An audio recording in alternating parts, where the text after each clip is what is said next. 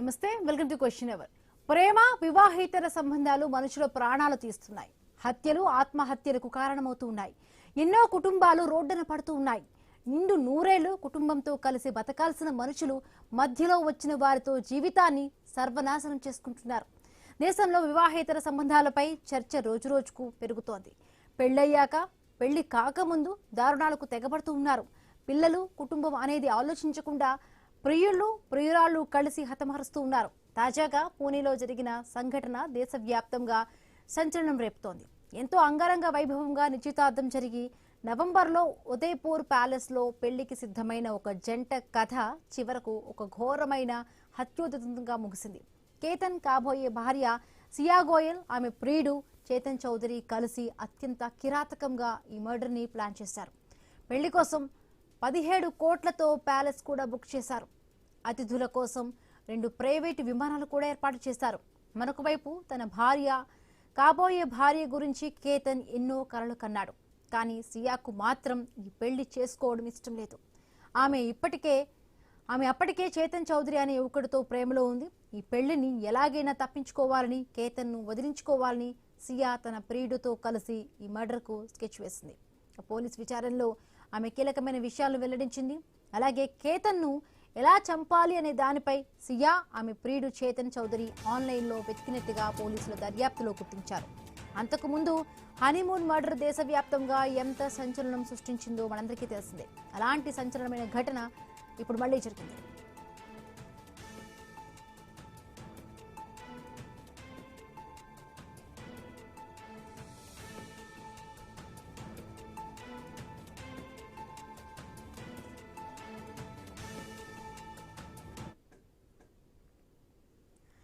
ప్రేమ వివాహేతర సంబంధాలు మనుషుల ప్రాణాల మీదకి వస్తున్నాయి. హత్యలు, ఆత్మహత్యలకు కారణమవుతూ ఉన్నాయి. ఎన్నో కుటుంబాలు కూడా రోడ్డున పడుతున్న పరిస్థితి చూస్తున్నాం. ఈ మధ్య కాలంలో కూడా అసలు మనుషుల మానవ సంబంధాలకు ఎటువంటి విలువ లేదు. మానవ సంబంధాల గురించి కూడా ఆలోచించిన పాపాను కూడా ఎవరూ పోవడం లేదు. జనరల్గా చూస్తుంటే ఇప్పుడు సోషల్ మీడియా కారణము అనుకోవచ్చు. చాలా రకాలుగా కూడా అటు భార్య భర్తను చంపేయడం కానీ, భర్త భార్యను చంపేయడం కానీ ఈ మధ్యకాలంలో ఎక్కువగా అయిపోతుంది. దానికి తోడుగా ఎక్కువగా ఇల్లీగల్ రిలేషన్షిప్స్ కూడా చాలా వరకు అయిపోతున్న సందర్భం.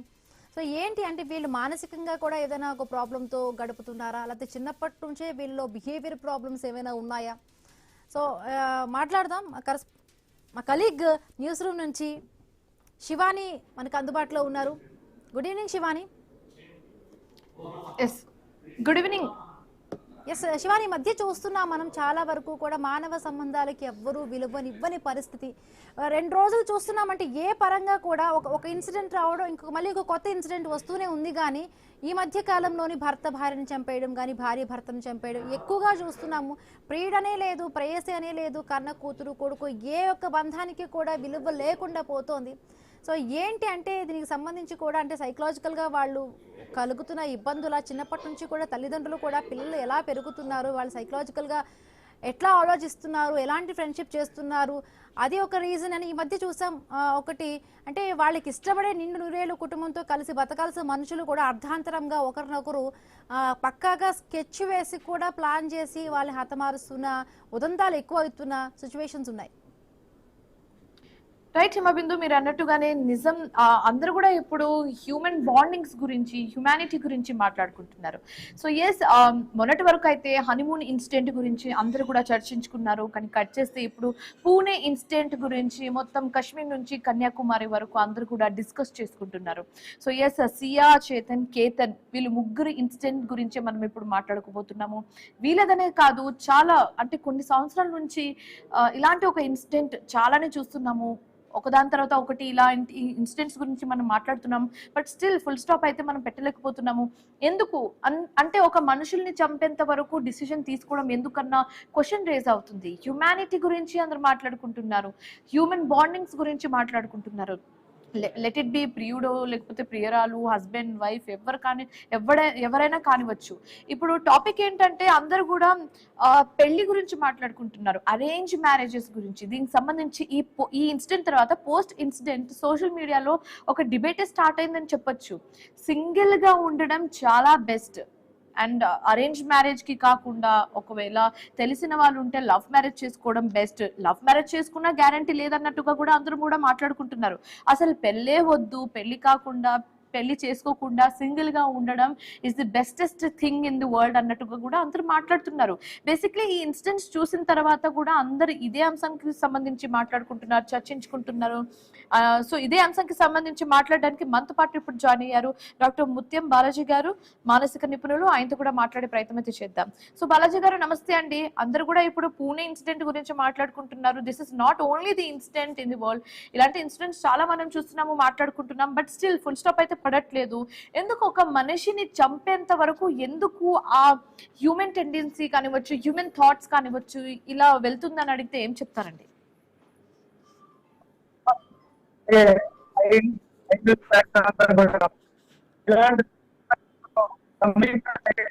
వ్యక్తిలో సమాజంలో గౌరవం, మర్యాద, విలువలు లేకపోవడం. ఒక వ్యక్తికి ప్రాణం విలువ తెలిస్తే ఒక వ్యక్తిని అతి దానికి మానవత నైతిక విలువల్ని బాధ్యతని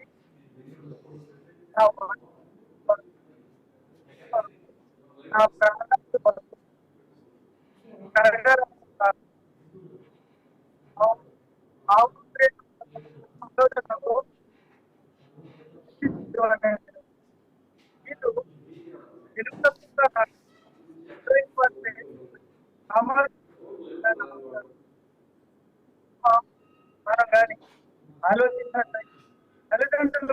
రైట్ బాలాజీ గారు, డిస్కస్ చేద్దామండి, కంటిన్యూ చేద్దాం డిస్కషన్ కూడా. కానీ ఒక స్మాల్ బ్రేక్ తర్వాత ఇదే అంశంకి సంబంధించి కూడా మనం డిస్కషన్ కంటిన్యూ చేద్దాం. But meanwhile question hour లో స్మాల్ బ్రేక్ తీసుకుందాం. చూస్తూనే ఉండండి ఐ న్యూస్.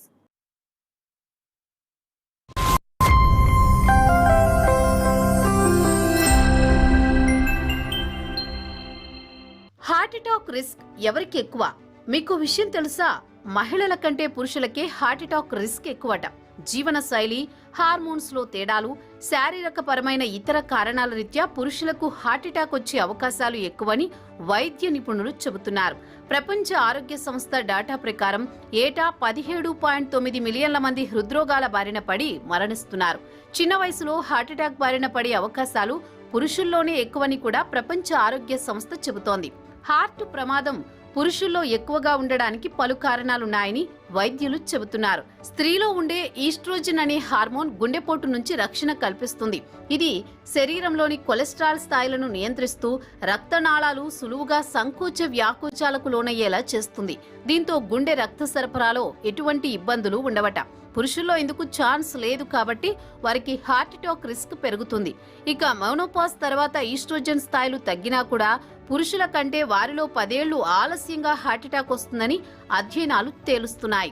జీవనశైలి అంశాలు కూడా పురుషుల్లో హార్ట్ అటాక్ కు అవకాశాలు పెంచుతున్నాయి. ధూమపానం, అనారోగ్య ఆహారపు అలవాట్లు, నిత్యం కుర్చీలో కూర్చుని పనిచేయడాలు వంటివి ఈ ప్రమాదాన్ని పెంచుతున్నాయి. ధూమపానంతో రక్తనాళాల్లో అడ్డంకులు ఏర్పడతాయి. అవి కుచించుకుపోతాయి. గుండె రక్తనాళాల్లోనూ ఫ్లాక్స్ ఏర్పడి గుండెకు రక్త సరఫరా తగ్గి చివరకు గుండెపోటు వస్తుంది. ధూమపానం అలవాటు పురుషుల్లోనే ఎక్కువ కాబట్టి వారికి హార్ట్ అటాక్ రిస్క్ ఎక్కువని వైద్యులు చెబుతున్నారు. దీనికి తోడుగా మద్యపానం కూడా పరిస్థితిని మరింత జటిలం చేస్తుందని అంటున్నారు. ఇక అధిక ఒత్తిడితో కూడిన జాబ్స్ పురుషులే ఎక్కువగా చేయడం కూడా వారిలో హార్ట్ అటాక్ అవకాశాలను పెంచుతాయట. ఒత్తిడిని ఎదుర్కొనే తీరులో కూడా స్త్రీ పురుషుల మధ్య కొన్ని తేడాలున్నాయని నిపుణులు చెబుతున్నారు. దీర్ఘకాలికంగా ఒత్తిడికి గురయ్యే వారికి బీపీ, దాని కారణంగా హృద్రోగాలు వచ్చే ఛాన్సులు పెరుగుతాయట. పురుషుల్లో హార్ట్ అటాక్ అవకాశాలు ఎక్కువగా ఉండడానికి జన్యుపరమైన కారణాలు ఉన్నాయి. తొలిసారి హార్ట్ అటాక్ కు గురైన వారిలో 70% మంది పురుషులే ఉన్నట్టు ఓ అధ్యయనంలో తేలింది. దీనికి తోడు పురుషుల్లో ఎల్డిఎల్ అనే చెడు కొలెస్ట్రాల్ సహజంగానే అధికంగా ఉంటుంది. ఇది కూడా రక్తనాళాలు పూడుకుపోయేందుకు కారణమవుతుందని చెబుతున్నారు నిపుణులు. బనానా బెనిఫిట్స్ తెలుసా? అరటి పండ్లను చాలా మంది ఇష్టంగానే తింటుంటారు. ఈ పండ్లలో పోషకాలు పుష్కలంగా ఉంటాయి. ఇవి మనకు ఏడాది పొడవునా లభిస్తాయి. చాలా మంది అరటి పండ్లను పలు రకాలుగా తింటుంటారు. అయితే ఇతర ఆహారాల్లాగానే అరటి పండ్లను తినడంలోనూ చాలా మందికి ఒక సందేహం ఉంది. అదేంటంటే అరటి పండ్లను తినడం వల్ల దగ్గు, జలుబు వస్తాయని చాలా మంది అనుకుంటారు. అరటి పండ్లను తినడం వల్ల దగ్గు, జలుబు ఏర్పడవు. వాతావరణంలో ఉండే వైరస్ల వల్ల ఈ 2 వ్యాధులు వస్తాయి. కాబట్టి అరటి పండ్లను బేషుగ్గా తినవచ్చు. ఈ పండ్లతో దగ్గు జలుబు రావని వైద్యులు చెబుతున్నారు. ఇక అరటి పండ్లలో పొటాషియం, మెగ్నీషియం, ఫైబర్ సమృద్ధిగా ఉంటాయి. అందువల్ల ఇవి శక్తిని అందిస్తాయి, జీర్ణక్రియను మెరుగుపరుస్తాయి. అయితే అరటి పండ్లను తినడం వల్ల కఫం మాత్రం పెరుగుతుంది. అది కూడా జలుబు, దగ్గు ఉన్నప్పుడు మాత్రమే. అందువల్ల ఇప్పటికే ఆయా సమస్యలతో బాధపడుతున్న వారు అరటి పండ్లను తినకూడదు. తింటే కఫం ఎక్కువగా తయారై సమస్యలు మరింత తీవ్రతరమయ్యే అవకాశాలు ఉంటాయని అంటున్నారు. కనుక అరటి పండ్లను దగ్గు, జలుబు ఉన్నప్పుడు తినకూడదు.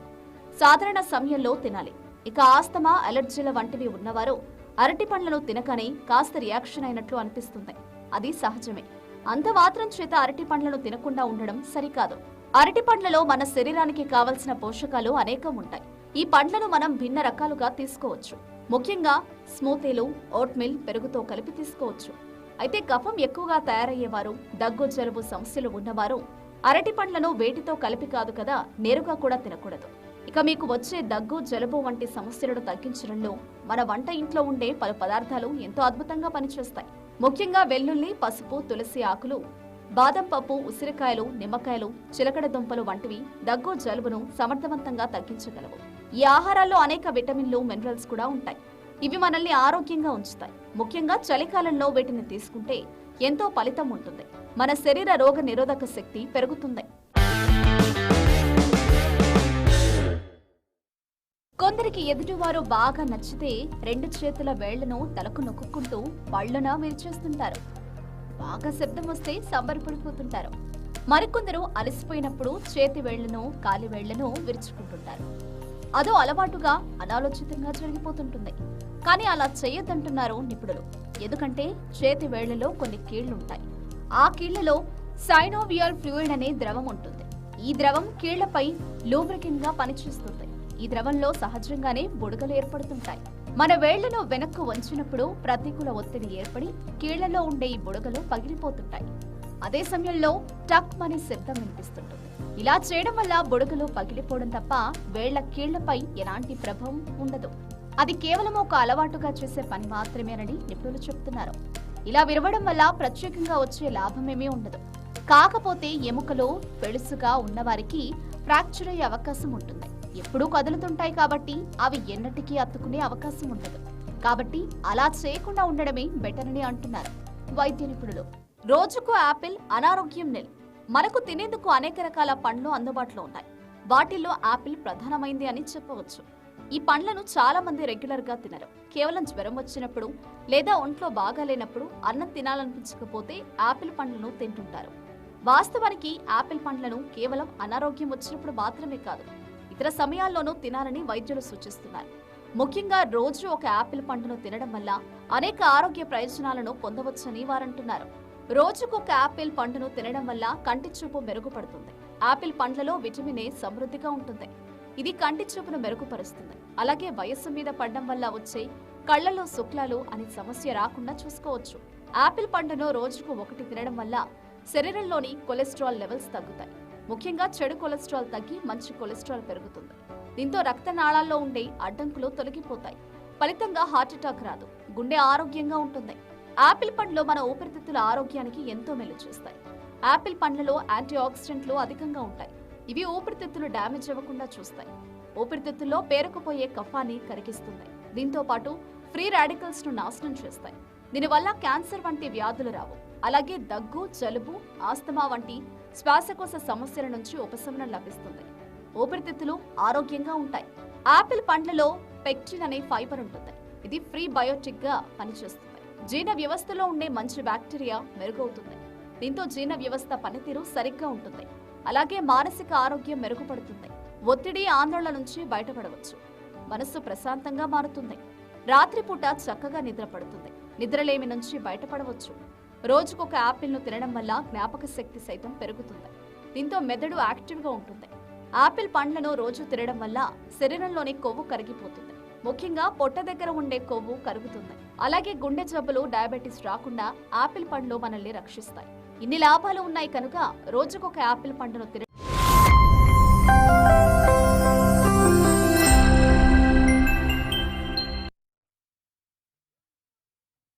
డిస్కస్ చేసుకుంటున్న టాపిక్ వచ్చేసి ఈ రోజు పూణే ఇన్సిడెంట్ గురించి.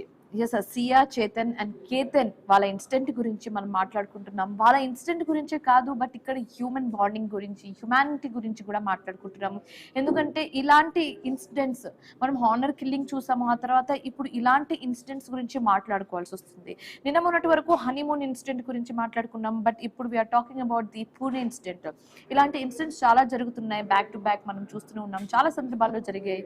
సో ఎందుకు ఒక మనుషులు ప్రాణాలు తీసేంత వరకు డిసిజన్ తీసుకుంటున్నారు, what making them to do this thing అన్నట్టుగా కూడా అందరూ మాట్లాడుకుంటున్నారు. ఇదే అంశానికి సంబంధించి మాట్లాడడానికి మనతో పాటు జాయిన్ అయ్యారు ఉమా మహంతి గారు, సోషల్ యాక్టివిస్ట్. మాట్లాడే ప్రయత్నం అయితే చేద్దాం. సో గుడ్ ఈవినింగ్ అండి ఉమా మహంతి గారు. మనం చూస్తున్నాం ఇప్పుడు సిచ్యువేషన్ పూణే ఇన్సిడెంట్ గురించి, everyone is talking about Pune incident. So దీన్ని ఎలా చూడొచ్చు అంటారు? హ్యుమానిటీ గురించి, హ్యూమన్ బాండింగ్ గురించి అందరూ కూడా మాట్లాడుకుంటున్నారు. So what's your opinion on this?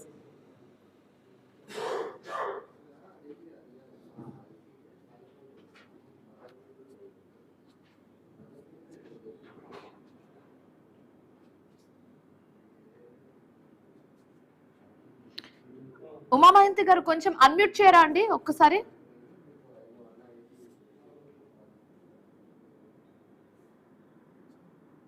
Ma'am ఇప్పుడు వినిపిస్తుందా మ్యామ్? యా డన్ కంటిన్యూ అండి. అదే ఇప్పుడు ఏంటంటే ఈ కుటుంబ వ్యవస్థలు ఎలా అయిపోయాయంటే చిన్నప్పటి నుంచి పేరెంట్స్ పిల్లలతో ఎక్కువ గడపలేకపోవడం, వాళ్ళ ఇష్టాలు తెలుసుకోలేకపోవడం, వాళ్ళ పెంపకంలో ఏమన్నా ప్రాబ్లం ఉందా లేదా అని తెలుసుకోకపోవడం, ఈ గ్యాప్ అనేది రావడం వల్ల ఏం జరుగుతుందంటే పిల్లలు ఎలా పెరుగుతున్నారు, సొసైటీ వాళ్ళ పట్ల ఎలా ప్రభావం చూపుతుంది, వాళ్ళు ఎలాంటి అలవాట్లకు లోన్ అవుతున్నారు, వాళ్ళకి కొంచెం మానవతా విలువలు అనేవి అబ్బుతున్నాయా లేవా అన్నది కూడా ఏంటి గమనించలేకపోతున్నారండి పేరెంట్స్. దానివల్ల ఇలాంటివన్నీ ఇప్పుడు మన సొసైటీలో చూస్తున్నాం, ఇలాంటి దారుణాలన్నీ కూడా. ఓకే, సో ఇప్పుడు అంటే ఒకప్పుడు అరేంజ్ మ్యారేజ్ అంటే okay, arrange marriage was best అన్నట్టుగా కూడా అందరు మాట్లాడుకునే వాళ్ళు. అరేంజ్ మ్యారేజ్ చేస్తే తర్వాత everything will fall in to the places, ఒకసారి పెళ్లి చేసుకోండి ఎవ్రీథింగ్ విల్ బి సార్టెడ్ అన్నట్టుగా కూడా పెద్దవాళ్ళు నచ్చ చెప్పేవాళ్ళు అనమాట. కానీ ఇప్పుడు అరేంజ్ మ్యారేజెస్ అనేది కొంచెం స్కేరీగా ఉంటుంది, it's better to avoid it అన్నట్టుగా కూడా సోషల్ మీడియాలో ఒక డివైడెడ్ డిబేట్ గా స్టార్ట్ అయిపోయింది అనమాట. సో అటు లవ్ మ్యారేజ్ చేసుకున్న ఇలాంటి ఇన్సిడెంట్ చూస్తున్నాము, అండ్ దెన్ అరేంజ్ మ్యారేజ్ చేసుకున్న ఇలాంటి ఇన్సిడెంట్ చూస్తున్నాము. సో దీని గురించి ఏం చెప్పాలనుకుంటున్నారు మీరు? అంటే ఇప్పుడు ఇన్సిడెంట్స్ జరగడానికి కారణం లవ్ మ్యారేజెస్ అని చెప్పలేం, లేదా అరేంజ్డ్ మ్యారేజెస్ అని చెప్పలేం మ్యామ్. ఎందుకంటే ఇప్పుడు పిల్లలు పెంపకంలో ఎలా అంటే వాళ్ళు చదువులు ఒకటే, వాళ్ళ పేరెంట్స్ చదువుల మీద ఒకటే దృష్టి పెట్టడం, వాళ్ళు ఏం చేస్తున్నారు లేదో తెలుసుకోలేకపోవడం, ప్లస్ వాళ్ళకి డిసిషన్ మేకింగ్ అన్నది వాళ్ళ జీవితం గురించి వాళ్ళు డిసిషన్ తీసుకునే హక్కు వాళ్ళకి ఇవ్వలేకపోవడం. చిన్నప్పటి నుంచి మొత్తం కంట్రోలింగ్ అని, ఇలా ఇదే చదవాలి లేకపోతే వీళ్ళనే పెళ్లి చేసుకోవాలి, ఇలాంటి రెస్ట్రిక్షన్స్ అన్ని పెట్టడం వల్ల కూడా వాళ్ళకి ఏమి ఇష్టమో వాళ్ళు చెప్పలేకపోవడం, ఓపెన్ గా పేరెంట్స్ తో మాట్లాడలేకపోవడం వల్ల ఈ గ్యాప్ అన్నది, కమ్యూనికేషన్స్ గ్యాప్ కానీ, వాళ్ళ ఎమోషన్స్ తెలుసుకోలేకపోవడం, వాళ్ళ ఇష్టాలు తెలుసుకోలేకపోవడం వల్ల కూడా ఇలాంటివన్నీ జరుగుతూ ఉంటాయి. ఇప్పుడు ప్రేమించానని ఒక ఇంట్లో చెప్పేటప్పుడు ఎందుకు ప్రేమించింది దాని గురించి అందులో ఉన్నవి ఏంటి అది ఒకసారి ఆలోచించడం లేదు, దానివల్ల హానర్ కిల్లింగ్స్ జరుగుతున్నాయి. అరేంజ్డ్ మ్యారేజెస్ అంటే నేను చూపించిన వాళ్ళని అబ్బాయినే పెళ్లి చేసుకోలేదు, నేను చూపించిన అమ్మాయినే పెళ్లి చేసుకోవాలి అంటే ఒక డిసిషన్ మేకింగ్ అన్నది పిల్లలకి ఇవ్వలేకపోవడం వల్ల, చిన్నప్పటి నుంచి అది అలవాటు లేకపోవడం వల్ల ఒక పేరెంట్స్ చూపించిన వాళ్ళని చేసుకోవడం. మళ్ళీ పెట్టినా కూడా ఇలాంటి ఇన్సిడెంట్ చూస్తున్నాం కదండి. అవునండి, అదే ఇప్పుడు మన డిసిషన్ మేకింగ్ చిన్నప్పటి నుంచే పేరెంట్స్ అనేది పిల్లలకి అలవాటు చేసినప్పుడు కొన్ని ఏవైనా తప్పులు జరుగుతాయి, కొన్ని మంచి జరుగుతాయి, కొన్ని చెడు జరుగుతాయి. వాటి ద్వారా వాళ్ళు నేర్చుకుంటారు, ఓకే నేను ఈ డిసిషన్స్ తీసుకోవడం వల్ల ఈ తప్పు జరిగింది, లేదా నేను ఈ డిసిషన్ మమ్మీ పేరెంట్స్ ఇవ్వడం వల్ల, మమ్మీ డాడీకి ఇవ్వడం వల్ల నాకు ఈ తప్పు జరగకుండా నేను సేఫ్ ప్లేస్ లో ఉన్నాను అని ఒక ఎక్స్పీరియన్స్ అన్నది వాళ్ళకి వస్తుంది. అప్పుడు కరెక్ట్ డిసిషన్స్ అన్న చిన్నప్పటి నుంచి అలా ఒక తప్పులు ఒప్పులు తెలుసుకోవడం వల్ల, మంచి చెడులు తెలుసుకోవడం వల్ల ఈ యూత్ అని ఒక మంచి ఒక సర్టన్ ఏజ్ కి వచ్చేసరికి మెయిన్ డిసిషన్స్ ఇలాంటి పెళ్లి, జాబ్ కానీ ఇలాంటి డిసిషన్స్ తీసుకునేటప్పుడు వాళ్ళు కరెక్ట్ గా డిసిషన్ తీసుకుంటారు. ఓకే, సో ఇప్పుడు మనం సొసైటీ గురించి కూడా చర్చించుకోవాలండి. సొసైటీ రోల్ ఇందులో ఎలా ఉంది, ఎలా ఉంటే బెటర్మెంట్ కి పనికొస్తుందని మీరు అనుకుంటున్నారు? సొసైటీ అంటే ఇప్పుడు సొసైటీ కూడా ఇలాంటి ఫ్యామిలీస్ పైన, ఇలాంటి పిల్లల మీద చాలా ప్రభావం చూపుతుంది. ఏంటంటే బాబు వాళ్ళ పక్కింటి వాళ్ళు ఒక యూనివర్సిటీలో చదువుతున్నారంటే నేను అంతకన్నా పెద్ద యూనివర్సిటీలో చదివించాలి, లేదా నా కూతుర్ని ఒక పెద్ద జాబ్ హోల్డర్ కి వాళ్ళ నా రిలేటివ్స్ ఇచ్చారు, లేదా నా ఫ్రెండ్ అలా కొన్ని స్టాండర్డ్స్ మెయింటైన్ చేయాలని అనుకుంటారు. ఒక స్టాండర్డ్స్ మెయింటైన్ చేయాలనుకుంటారు, అది పిల్లల మీద రుద్దుతారు. అప్పుడు ఇలాంటి వాటికి దారి తీస్తుందండి. ఇప్పుడు ఇష్టాలు కూడా పిల్లలు ఇష్టాలు కూడా తెలుసుకోవాలి, వాళ్ళకి ఏది మంచిదో అది చేయాలి.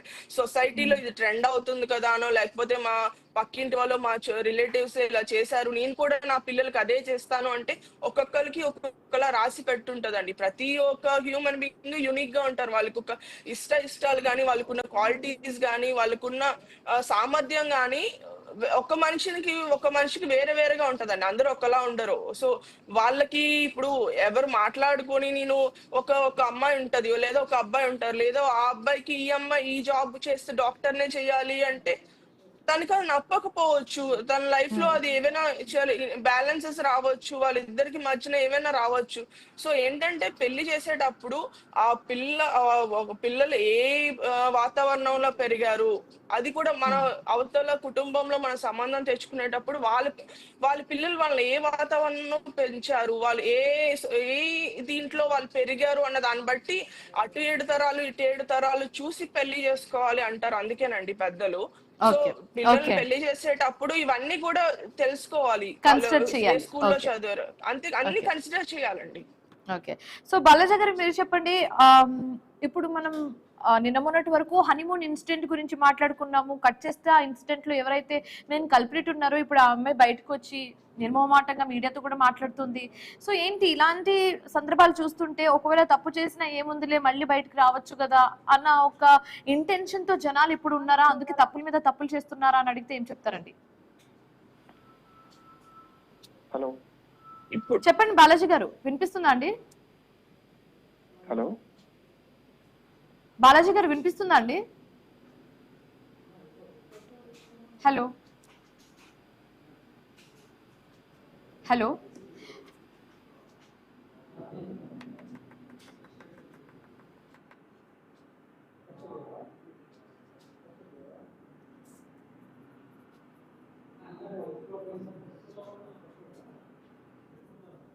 రైట్. ఇదే అంశానికి సంబంధించి మాట్లాడడానికి మనతో పాటు జాయిన్ అయ్యారు బాలగారు, హైకోర్టు అడ్వకేట్. ఆయనతో కూడా మాట్లాడే ప్రయత్నం అయితే చేద్దాం. నమస్తే అండి బాలగారు. ఇప్పుడు మనం చూస్తున్నాము పూణే ఇన్సిడెంట్ గురించి కూడా అందరూ మాట్లాడుకుంటున్నాము. సో నిన్న మొన్నటి వరకు హనీమూన్ ఇన్సిడెంట్ గురించి అందరూ మాట్లాడుకున్నారు. సో ఇప్పుడు కట్ చేస్తే ఎవరైతే మెయిన్ కల్ప్రిట్ ఉన్నారో బయటకు వచ్చి మీడియా ముఖంగా కూడా మాట్లాడుతున్నారు. సో ఇలాంటి వాళ్ళని చూసి తప్పు చేస్తే ఏముందిలే మళ్ళీ బయటికి రావచ్చు బెయిల్ మీద, కానీ మనకి ఇప్పుడు ఏదైతే సంతోషాన్ని ఇస్తుందో దాన్ని అయితే మనం తీసుకుందామన్న ఇంటెన్షన్ తో జనాలు ఉన్నారా అని అడిగితే ఏం చెప్తారండి?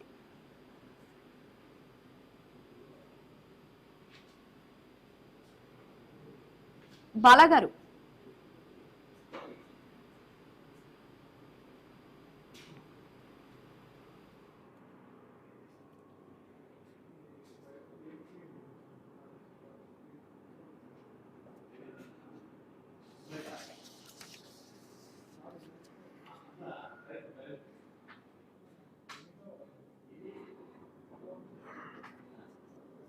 బాలగారు వినిపిస్తుందా అండి?